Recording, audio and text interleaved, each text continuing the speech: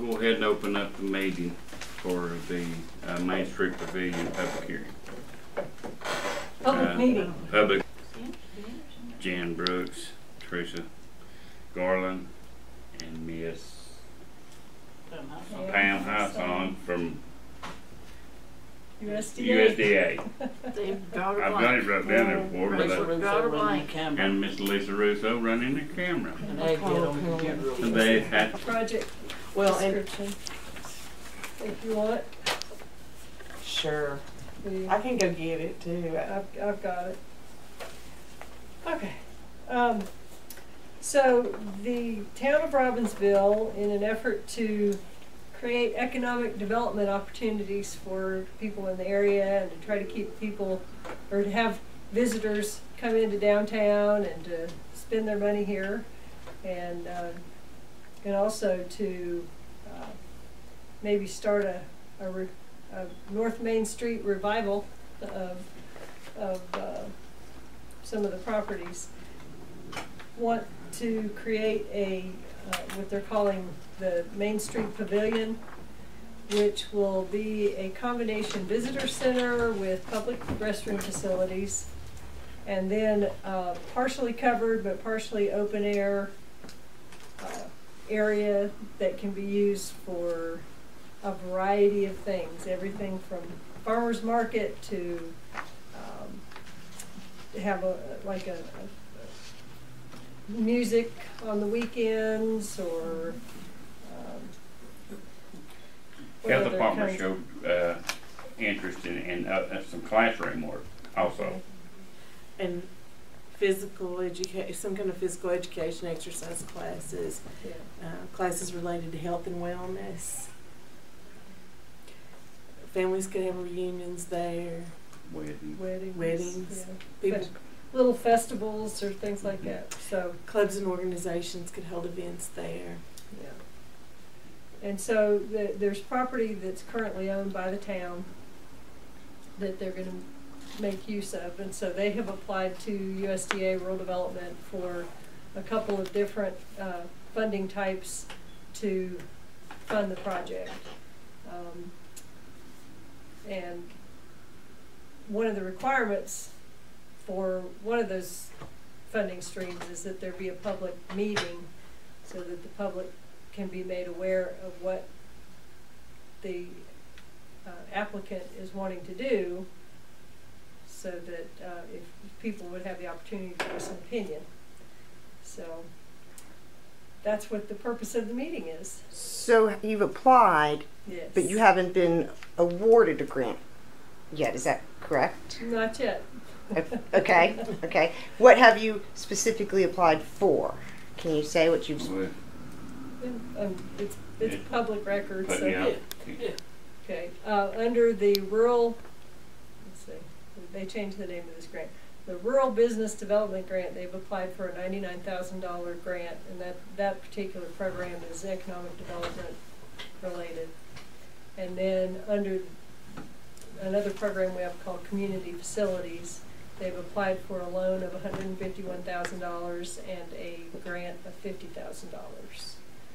So the total they've applied for from USDA is $300,000, and then some additional funds, in-kind type contribution, would be from the town for some water sewer improvements that would have to be done there. Okay. Is that the picture? Prototype. That was an original rendering. Okay. It may be a little different than that. That was more of a Cadillac. Okay. We're probably operating on a Chevy budget. At least it's not a Yugo budget. It's a Chevy budget. That's right. We're still in the Chevrolet category. Yeah. So, but there's been a preliminary engineering report done by McGill Associates that we based the project on. So if additional funds can be raised, then it could maybe become maybe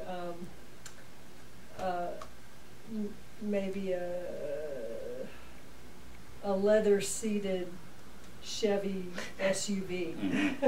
And when we with heated leather seats. That's getting better. when will you know about the grant? Is there an estimated time of Well, denial one of or them acceptance? today. Today. Okay. The loan grant combination, and the other, I don't have anything official on, but The 99,000. yeah, You're not sure. Okay. But from what I hear, it sounds encouraging, and Okay. we'll probably know something in early to mid-July for that one. Okay. Now, with the ideas that you have, this is like you're looking at a $300,000 grant. With the ideas that you have, what kind of funding? You know, what kind of estimated costs do you think is like the whole project? That is it. That is it. That is it. That would do the whole. 320. Yeah, that like I say, that will build the Chevrolet. We are going to ask for different, more funding from other people and agencies if we can find it. But as of right now, that ought to get us a covered roof. And This was kind of the basic, and one of the funding streams that they applied for. It's a once a year opportunity, so we had to put it together for that. The other one is a year-round opportunity, but in order to get the application in for the other one,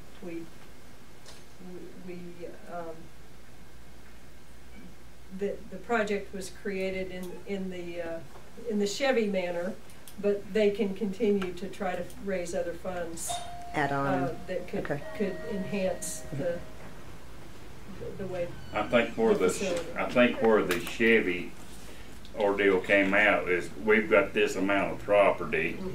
How much money will we have to have generated in order to fill this much property versus we'd like to have 2 more acres to make a Cadillac, but we're stuck with what we've got. Speaking of the property, at one point it was supposed to be on you had said on the right, but now is it on the is it across the courthouse? What are you looking at? It's on this side. Where are you looking at? well, we got that other piece of property they Did you? come across with. So Well, that's news. yeah, Well, that was. We were not too nailed down on it till today. Okay. About 30 minutes ago was it. They gave us a verbal last week, and Okay. I Well, confirmed good. it with them that we can look at that property. So you're looking at the one between Millsaps and Cody's? That would be preferable to us if we can get it done. If we don't, we'll use the old VFW building The old DSW. and up. And okay. If we don't, the original side. But Okay.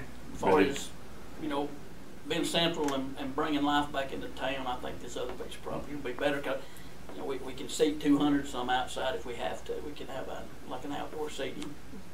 So it's about 180 inside. Yeah, we can.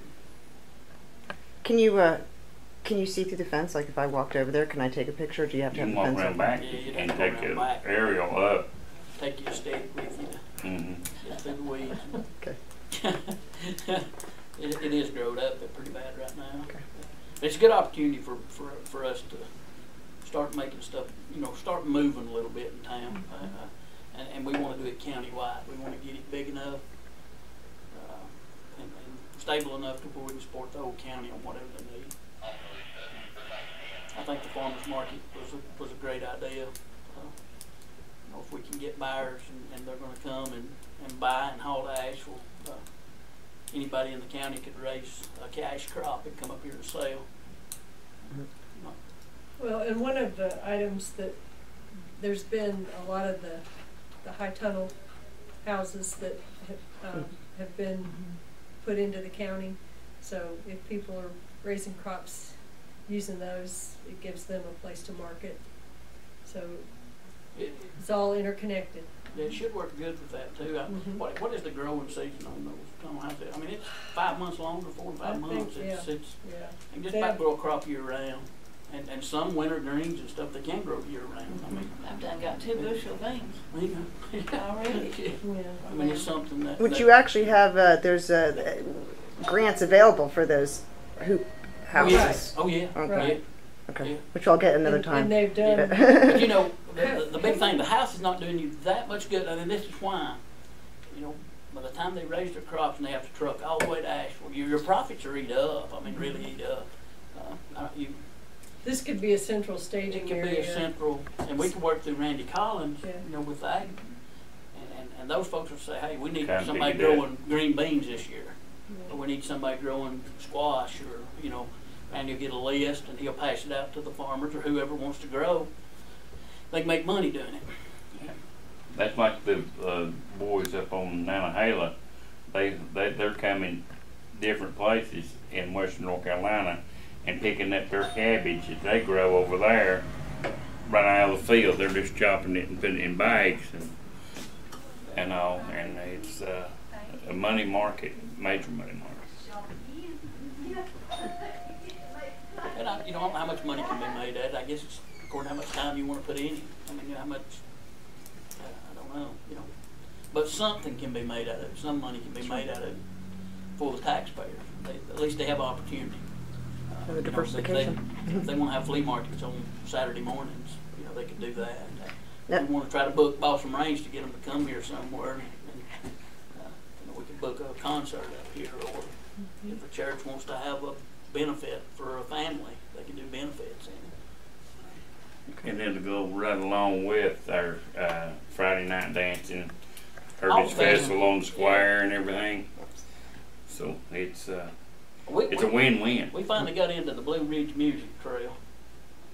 We fought to get them, but we can't get nobody to come because we don't have nowhere to come to. Now we can do the school over there, but what we need to have an event every month. We need to have something going on every month. We can't get to school every month, you know, and I don't blame them. I wouldn't want my gym floors tore up every month with a bunch of dancers. I mean, you know, but this can, and I don't know what they paid last year to put that festival on at Cage Cove. Seville got it last year, didn't he? Blue Ridge Trail of Fiddle. They done the fiddles last year, and they were 22,000 people showed up in those 3 days. Now we couldn't handle 22,000. I mean, there's no way. But Now they parked our way up to Townsend. we'd take 300 of them if we could get them. If you get 300 people staying here, 300 people buying food here. And as you know, most families here have a variety of ways to make money. There's just not one way. People have 2 jobs, 3 jobs. Diversification is jobs on the the key side. here. Right. Yeah. And so hopefully the multi-use facility will provide families another way to supplement their household income, or more than one. So.